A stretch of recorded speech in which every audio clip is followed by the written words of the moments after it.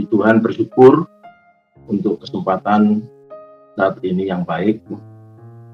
Bentar kami mau mendengar firman-Mu. Roh Kudus penuhi setiap kami.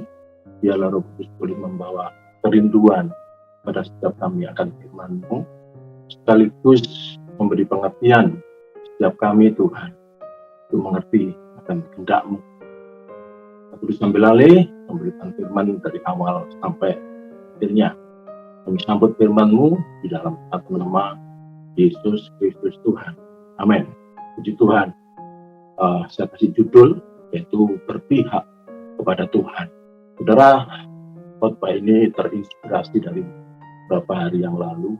Pada saat ada pertemuan kecil begitu, salah satu bertanya, Pak, bagaimana tahu kehendak Tuhan supaya tidak salah memutuskan? Rupanya dia mau ganti mobil batu. Saudara, pertanyaan ini sering kita dengar dan bahkan berulang kali, sebenarnya berulang kali kita dengar. Hal yang paling sulit dalam kehidupan manusia yaitu memutuskan sesuatu. Bagi saya sangat sulit, saudara. Ya, saya percaya saudara juga. Mengapa? Karena manusia sangat terbatas, ya, pengetahuan terbatas, sehingga kita tidak bisa tahu apa yang akan terjadi di masa yang akan datang.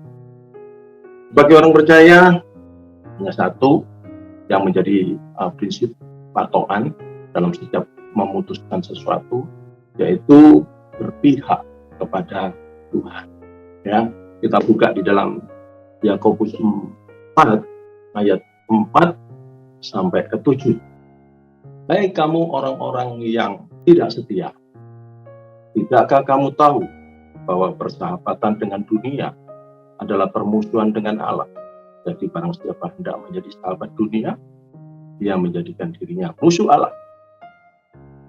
Ayat ini tidak mengatakan bahwa tidak boleh memiliki dunia, ya, tidak boleh memiliki harta.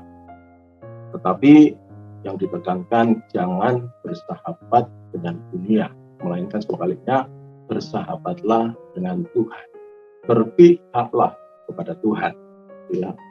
Ayat kelima, janganlah kamu menyangka bahwa kitab suci tanpa alasan berkata, roh yang ditempatkan Allah di dalam diri kita diingininya dengan cemburu. 6. Tetapi kasih karunia yang dianugerahkannya kepada kita lebih besar daripada itu. Karena itu dia katakan, Allah menentang orang yang dongkak, tetapi mengasihi orang yang rendah hati. Mengapa kita harus berpihak pada Allah? Karena, saudara, ayat 6 dikatakan, kasih karunia yang dianugerahkannya kepada kita semua, saudara-saudara semua, lebih besar dari semuanya itu, yaitu daripada semua yang ada di dunia ini. Oleh sebab itu, mari saudara rendahkan hatimu dengan apa? Berpihaklah kepada Tuhan. Ya, saudara, Tuhan Yesus sudah memberi teladan kepada setiap kita pada saat dia dibawa oleh Roh ke padang gurun. Ya, di situ Tuhan berpuasa 40 hari dan Tuhan lapar. Suatu yang harus diputuskan pertama dari cobaan atau godaan dari iblis, yaitu iblis mengatakan mengubah batu jadi roti. Tapi Tuhan katakan bahwa manusia hidup bukan hanya dari roti saja, tetapi dari perkataan firman Tuhan. Ya, kenapa demikian? Yesus katakan demikian karena yang berbicara iblis bukan Tuhan. Artinya bukan kehendak Tuhan. Ya, jadi yang pertama, pastikan keputusan saudara itu adalah kehendak Tuhan. Tapi saudara selalu katakan, bagaimana tahu Pak, orang saya tidak mendengar? Ya, minimum yang saudara katakan, apakah roti itu ya sesuai dengan firman Tuhan? Pada saat engkau memperoleh roti itu, apakah peroleh dengan sesuai dengan perintah Tuhan, yaitu firman Tuhan? Maka roti itu yang saudara peroleh itu membawa damai, karena firman Tuhan itu selalu membawa damai. Ya, jadi yang pertama dari firman Tuhan Yesus ini, apakah mengubah batu jadi roti adalah kehendak Tuhan. Ya, kalau kita suruh batu atau roti, kita pasti pilih roti. Tapi apakah roti ini mengubah batu jadi roti adalah kehendak Tuhan? Apakah ya roti ini ya memperolehnya dengan cara yang sesuai dengan firman Tuhan? Ya, apakah dengan adanya roti ini membawa damai, karena firman itu membawa damai? Ya, terus selanjutnya iblis katakan dibawa ke bumbungan dan jatuhkan dirimu. Ada tertulis bahwa anak Allah, malaikat Tuhan diperintahkan untuk menompang sehingga kaki tidak terantuk. Tapi Tuhan Yesus katakan apa? Jangan mencobai Tuhan. Ya, ini berbicara tentang fungsi, saudara. Ya, apakah keputusan saudara itu berfungsi? Ya, kalau Tuhan Yesus memang terpeleset dan jatuh, ya memang Tuhan pasti tolong. Tapi kalau Tuhan Yesus sengaja menjatuhkan diri, ya Tuhan juga tolong. Tapi apakah berfungsi? Apakah Tuhan diuntungkan? Itu pertanyaan, saudara. Sehingga Tuhan tidak mau. Tuhan Yesus tidak mau melakukan itu. Itu namanya mencobai Tuhan. Kenapa? Karena tidak menguntungkan Tuhan, tidak berpihak kepada Tuhan, tapi berpihak pada dirinya sendiri. Mungkin banyak orang tepuk tangan, karena apa? Banyak orang yang memuji, tapi bukan Tuhan. Jadi, mari saudara, dalam setiap keputusan kita, apakah berfungsi untuk memuliakan Tuhan, atau berfungsi untuk memuliakan diri kita sendiri? Ya, dan seterusnya, Tuhan Yesus dibawa ke gunung, diperlihatkan ya kemegahan dunia, asalkan dia mau menyembah iblis. Yesus katakan hanya satu yang disembah, yaitu Allah Bapa di surga. Itu, saudara, yang terakhir, saudara, bukan terakhir, yang hampir terakhir begitu, saudara, yaitu berbicara tentang dampak. Apakah keputusan saudara berdampak yang tidak baik, ya, yang akhirnya tidak berpihak kepada Tuhan? Saudara mungkin mendapatkan kekuasaan, saudara mendapatkan kehormatan, saudara mendapatkan roti. Tapi apa yang saudara dapatkan itu membawa saudara tidak punya kesempatan untuk menyembah Tuhan. Apa artinya? Ya, kembali lagi, teman saya itu kata, saya mau beli mobil, Pak. Ya, kamu perhitungkan. Jangan sampai kamu memaksa. Kalau sampai dampaknya di kemudian hari membuat kamu mengurangi pelayananmu, membuat kamu mengurangi kedekatanmu dengan Tuhan, karena kamu terlalu memaksa, dampaknya tidak baik, itu artinya kamu tidak berpihak kepada Tuhan. Nah, sekali lagi, mari saudara, dalam setiap keputusan kita harus berpihak kepada Tuhan, cari kehendak Tuhan. Apakah keputusanmu itu sesuai dengan firman Tuhan? Apakah keputusanmu itu membawa damai? Apakah keputusan itu berfungsi?